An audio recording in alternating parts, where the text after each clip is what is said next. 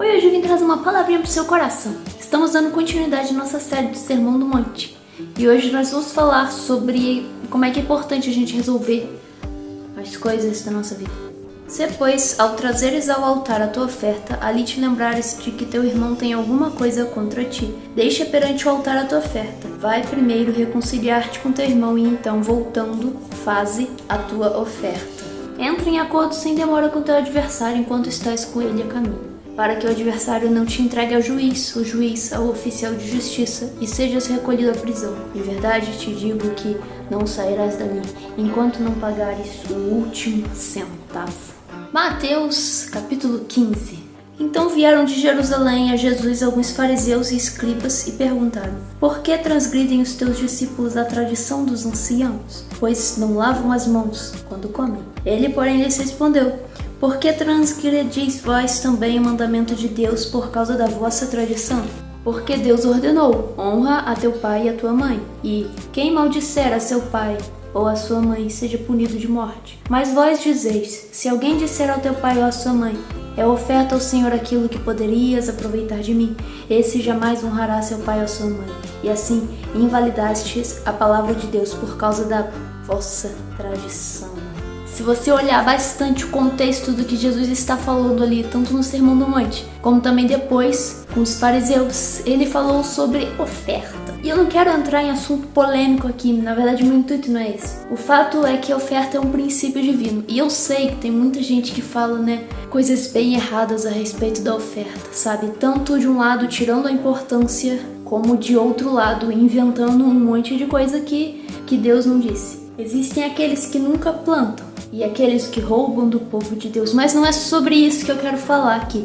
A verdade é que um dia todos nós vamos prestar contas de tudo aquilo que nós ensinamos e de tudo aquilo que nós fizemos, Então, eu não vou ser juíza de ninguém nesse vídeo. Mas Jesus, ele falou sobre oferta. Se a oferta não fosse importante, Jesus não teria falado sobre isso. Mas ele disse que o cuidado com o outro também tem a sua importância. A gente vê no primeiro caso ali no Sermão do Monte, Jesus falando que uma pessoa ela foi ofertar tendo dívida com alguém.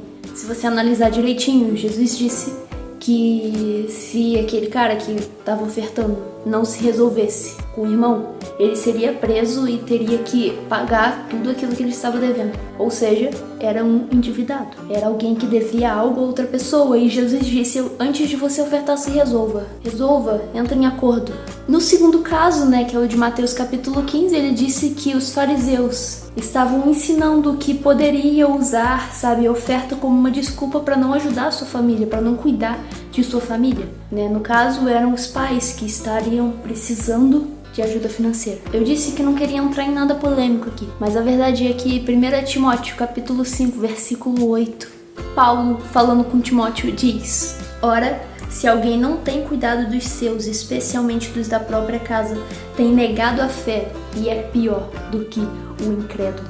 Agora, se você olhar Apocalipse, você vai ver que o incrédulo não entra no reino dos céus. E o que a Bíblia está ensinando é que o cara que é crente e negligencia os seus e não cuida dos seus, está negando a fé. Essa palavra negando, se negar aqui é a mesma palavra que foi usada por Cristo quando ele disse que quem o negar aqui na terra vai ser negado por ele no céu. Então uma pessoa que está negligenciando a sua família está negando a fé e sendo pior do que o incrédulo. Irmão, Jesus está mostrando que a gente precisa cuidar do outro, cuidar do próximo, da nossa família, a começar na nossa casa. Jesus disse que a mesma palavra, o mesmo Deus que nos ensina o princípio da semeadura e da colheita, falando de oferta, também ensina o princípio de honrar os pais. A mesma Bíblia que diz que tem bênçãos para aqueles que andam debaixo dos princípios de Deus, também ensina que vai ter uma prestação de contas algum dia, Agora, não me restringindo apenas a um contexto familiar ou de relacionamento daqueles que você tem intimidade. A gente precisa resolver as nossas questões com as outras pessoas, sabe?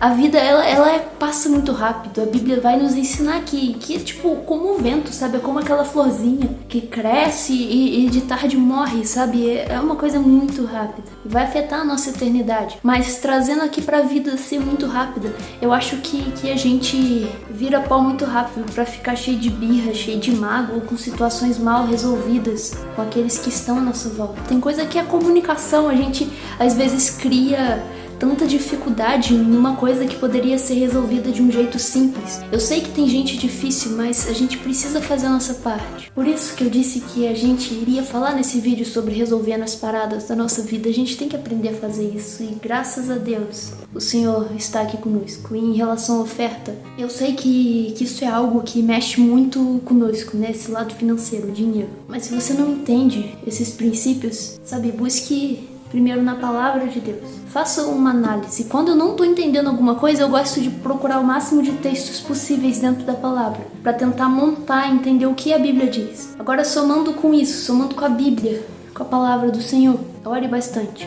Jesus, ele disse que o Espírito Santo nos ensinaria todas as coisas. Às vezes, quando eu não entendo alguma coisa, eu junto tudo isso, oração, Bíblia, e eu vejo os diferentes pontos de vista dentro daquele determinado assunto. E orando, eu vejo o que Deus quer dizer com aquilo. E ainda dentro desse assunto, de resolver as situações, a gente vai ver que Jesus, nesse Sermão do Monte, também fala um pouquinho sobre casamento. Então, lá no versículo 31, ele diz: também foi dito, aquele que repudiar sua mulher, dê-lhe carta de divórcio. Eu, porém, vos digo, qualquer que repudiar sua mulher, exceto em casos de relações sexuais ilícitas, a expõe a tornar-se adúltera, e aquele que casar com a repudiada comete adultério. Sabe, o casamento, né, a família é uma instituição divina. É algo que o Senhor valoriza muito. Sabe, desde que o pecado entrou no mundo, a gente vê que o casamento ele foi abalado. Mas nós temos um Deus que restaura isso. Na verdade, de todas as alianças que ele poderia escolher, ele escolheu justamente o casamento para representar a aliança entre Cristo e a igreja. Então, como isso não seria importante? Eu não quero falar aqui em si sobre o adultério. Jesus, ele falou sobre isso e adultério é uma coisa horrível. Traição é uma dor terrível. Mas Deus, ele tem bênçãos pro casamento. E Deus, ele sabe escrever histórias de amor, eu creio nisso. Só que se você quer viver essas bênçãos que Deus disse que você pode viver dentro de sua palavra, se você quer viver as bênçãos no casamento, um casamento à maneira de Deus, um casamento dentro dos propósitos divinos, se você quer viver o que a Bíblia diz a respeito do casamento, e são coisas boas, sim, então entenda que nós temos, né, que você, que eu, se a gente quer viver isso, a gente tem que viver debaixo dos princípios de Deus e tem que escolher alguém que queira a mesma coisa. Por isso que a palavra, ela vai contra o jugo desigual. E na real esse é o vídeo. Um grande beijo e um abraço.